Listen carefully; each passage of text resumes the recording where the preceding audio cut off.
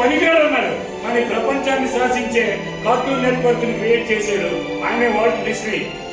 ఒక వ్యక్తి 10,000 సార్లు ఓడిపోయాడు, 10,000వ సారి గెలిచి చూపించాడు ఆయనే థామస్ ఎడిసన్. ఇలాంటి వ్యక్తులు. ఒక వ్యక్తి 21వ సంవత్సరంలో ఫెయిల్ అయ్యాడు, నరాల బలహీనత, భార్య దూరం వెళ్ళిపోయింది, అయినా సరే పట్టుదలతో చదువుకున్నాడు, అమెరికా ప్రెసిడెంట్ అయ్యాడు ఆయనే అబ్రహాం లింకన్. వీళ్ళ దగ్గర నుంచి మనం ఏం నేర్చుకోవాలి? ఏం నేర్చుకుంటే వస్తుంది మనకి? ఎస్, ఈ వ్యక్తుల జీవిత కథల నుంచి మీ ప్రతికూలతను, నెగిటివ్ ని పాజిటివ్ గా మార్చుకోండి.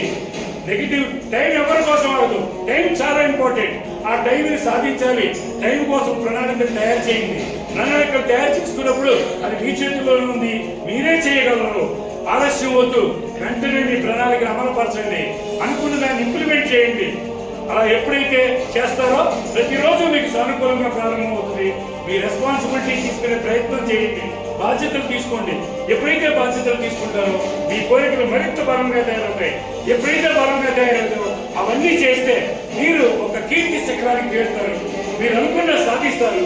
సహనం, పట్టుదల, త్యాగం, చింతించడం, కష్టం, ఇవన్నీ చేసినట్టయితే మనం అనుకున్న గోల్ని సాధిస్తాం. విజయం కోసం ఒక అజేయమైన కళను నిజం చేసుకుంటాం. అలా చేసుకున్నప్పుడు మాత్రమే విజయం కోసం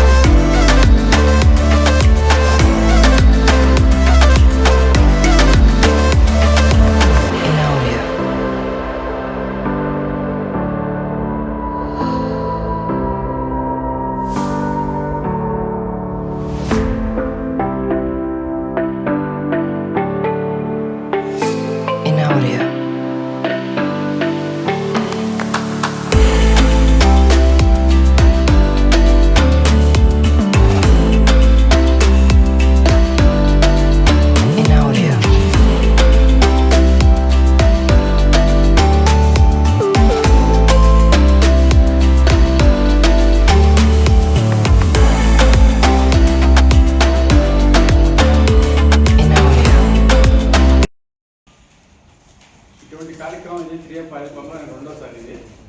ఇంతకుముందు హైదరాబాద్లో ఒకసారి చేశారు, ఒక మేడం గారు కూడా లేరు, విన్నర్ గారు ఉన్నారు మేడం ప్లేస్లో. అప్పుడు సేమ్ ఇదే చేశారు. అప్పుడైతే సార్ దాదాపు ఇంగ్లీష్లో చెప్పారు, నాకైతే ఏం అర్థం కాలేదు.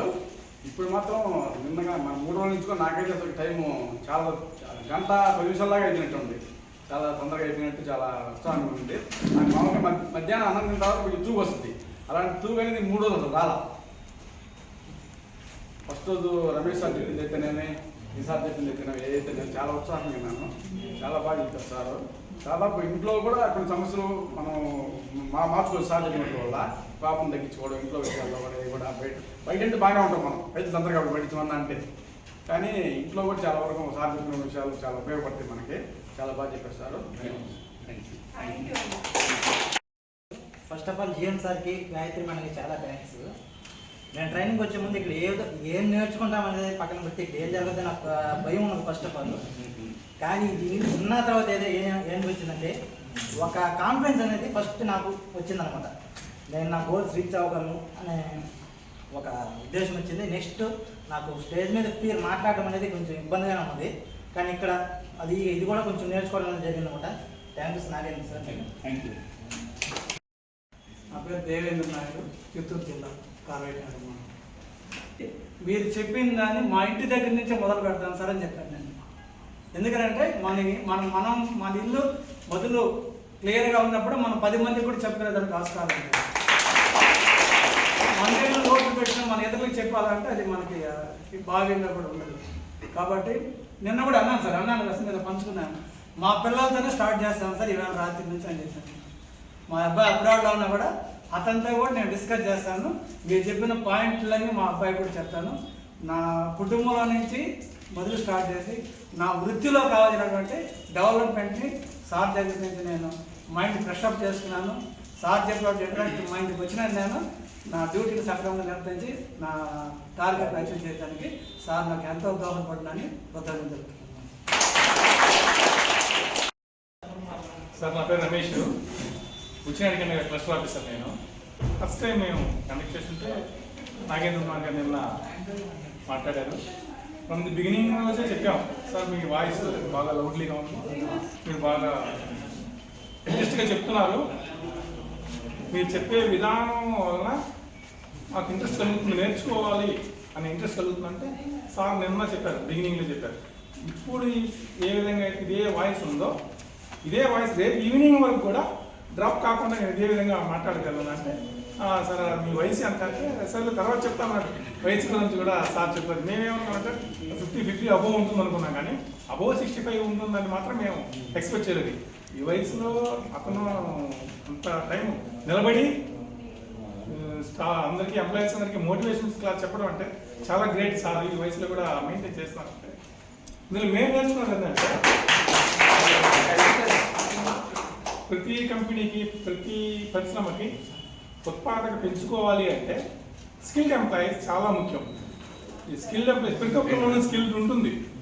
ఈ స్కిల్ని తెలియపరిచి మీరు ఈ స్కిల్ ఉంది, మీరు ఇది తెలుసుకోండి, ఇది తెలుసుకొని ఈ విధంగా మీరు డెవలప్ అవ్వండి, మీ స్కిల్స్ మీరు పెంచుకుంటే ఆటోమేటిక్గా స్కిల్డ్ ఎంప్లాయీస్ అవుతాం. మనం ఎప్పుడైతే మనం స్కిల్డ్ ఎంప్లాయీస్ అవుతామో మన కంపెనీ యొక్క గ్రోత్ పెరుగుతుంది. ఇది అందరిలోనూ ఉంటుంది, ప్రతి ఒక్కరు మాట్లాడగలం. కానీ ఏ విధంగా మాట్లాడాలా, ఎట్లా మాట్లాడాలా, కంట్రోల్గా మాట్లాడాలా, ఎవరికి ఎప్పుడు ఎక్కడ ఏ విధంగా మనం అప్రోచ్ అవ్వాలి అనేది క్లియర్ కట్గా సార్ చాలా డీటెయిల్గా ఎక్స్ప్లెయిన్ చేశారు. నిన్నటి నుంచి ఈ అందరికీ కూడా రిఫ్రెష్ అయింది మైండ్ అందరూ కూడా. దీనికి గాను నాగేంద్ర కుమార్ సార్కి చాలా చాలా ధన్యవాదాలు చెప్తాను. ఎందుకంటే మమ్మల్ని మేము అర్థం చూసుకుంటుంది ఎట్లా నేర్చుకోవాలి అని సార్ క్లియర్ కట్గా చేశారు. ఆ మేనేజ్మెంట్కి సార్కి అందరికీ మేము థ్యాంక్స్ చెప్తున్నాం. Thank you sir. Thank you. Good afternoon everyone. ఈ కార్యక్రమం చాలా చూశాను నేను. ఎందుకంటే నాది 20 years ఎక్స్పీరియన్స్లో డిఫరెంట్ ఆర్గనైజేషన్లో చూశాను.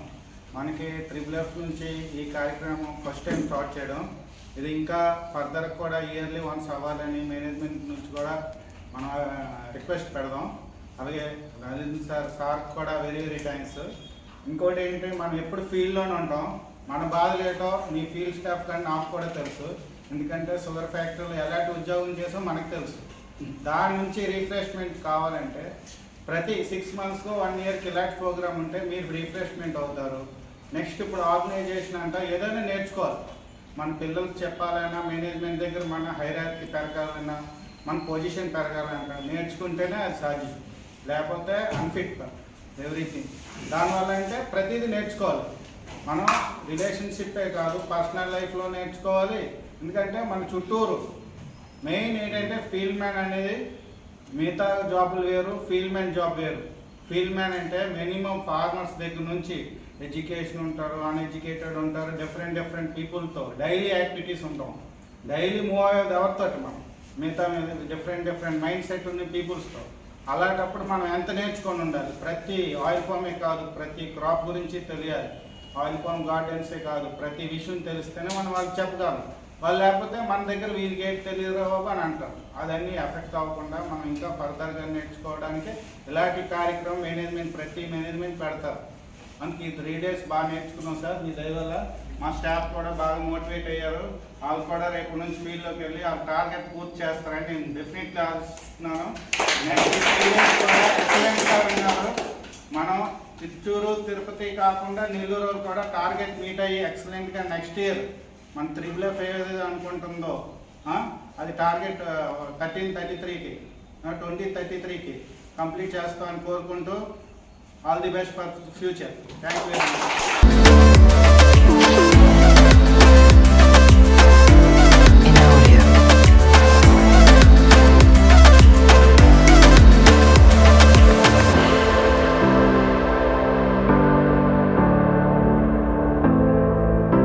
In audio.